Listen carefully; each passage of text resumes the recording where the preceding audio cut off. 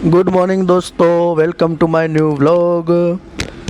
આપ સૌએ અમારી ચેનલ પર ખૂબ જ સહકાર આપ્યો છે, એમના માટે થેન્ક યુ સો મચ. અને આપણે આજે શરૂઆત કરી આપણા નવા વ્લોગની. સવારમાં જોયું તો વેદુબેન ઊંઘેલા જ હતા. વેદુબેનને પપ્પી કરી અને આપણે ડેલી રૂટીનનું કામ આપણે કરવા લાગ્યા. સૌપ્રથમ આપણે ઉઠ્યા પછી આપણે ધીરે રહી અને બાલ્કનીમાં પ્રયાણ કર્યું. આપણી આંખોમાં હજુ ઊંઘ તો હતી જ, પણ હવે કામ કરવું પડે એટલે ઉઠવું તો પડે જ. ધંધાવાળા લોકો માટે રવિવાર જેવું કંઈ હોતું નથી, એટલા માટે દોસ્તો આપણે ઉઠ્યા અને આપણા કામમાં લાગી ગયા. સૌપ્રથમ આપણે બાલ્કનીમાં ગયા. બાલ્કનીમાં જઈ અને રોજની જેમ જ કુદરતી વાતાવરણનો મજા લેવાનું ચાલુ કર્યું. શાંતિથી થોડીક વાર માટે વાતાવરણનો આનંદ લીધો. એટમોસ્ફિયર ખૂબ જ સરસ છે. હમણાં તો એકદમ ઠંડુ વાતાવરણ છે, એટલે ખૂબ જ મજા આવે છે દોસ્તો. આવો વ્યૂ હોય અને મજા ના આવે એવું તો બની જ ના શકે. જોઈ લો દોસ્તો, આ સુંદર વ્યૂ, કેટલો સરસ વ્યૂ છે.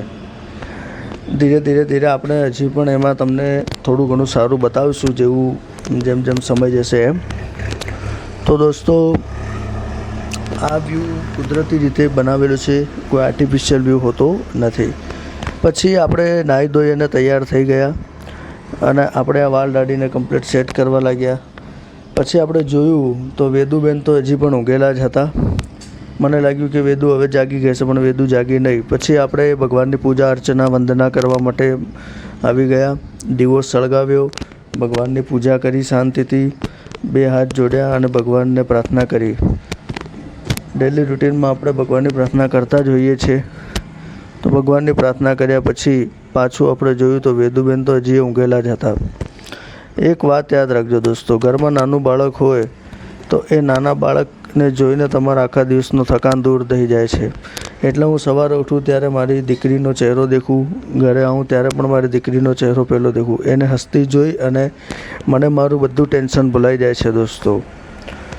એટલે દીકરી હોય તો તમને ખબર જ છે, દીકરી હોય ત્યાં કેટલી બધી શાંતિ હોય છે. હવે વેદુબેન તો હજી પણ ઉઠ્યા નથી. પછી આપણે નાસ્તાની શરૂઆત કરી.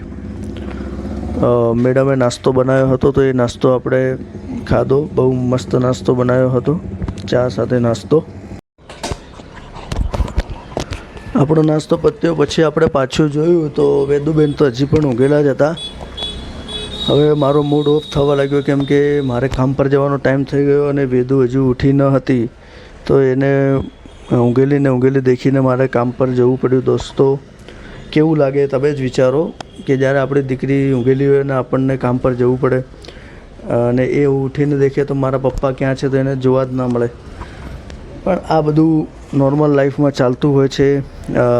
કામ ધંધો કરવો પડતો હોય એટલે આ બધું સહન કરવું પડે અને જીવનમાં સહન શક્તિ તો રાખવી જ પડે. પછી આપણે આપણા કામ પર આવી ગયા. છાપું ઉઠાવી અને અંદર મૂકી અને પછી ડેલી રૂટીનની જેમ જ આપણે આપણી ચેર પર થોડીક વાર શાંતિથી બેઠા. અને હવે મારે આ વાળ દાઢીનો આજે નિકાલ કરવો જ પડશે, બહુ જ હેરાન કરે છે. આજે સન્ડે છે તો આપણે એનો નિકાલ કરી દઈશું ટાઈમ કાઢીને, ગમે તેમ કરીને. બપોરે આપણે જમવા માટે ઘરે આવ્યા. પહેલાં તો સૌપ્રથમ આપણે વેદુબેનને ખોળામાં લીધા અને વેદુબેનને આપણે રમાડી. સવારે આપણે જ્યારે કામ પર ગયા ત્યારે વેદુબેન જાગ્યા ન હતા, પણ હમણાં વેદુબેન ખૂબ જ મસ્તીમાં હતા. પછી આપણે જમવાનું લીધા પછી આપણે વાળ દાઢી બનાવવા માટે દુકાનમાં આવ્યા.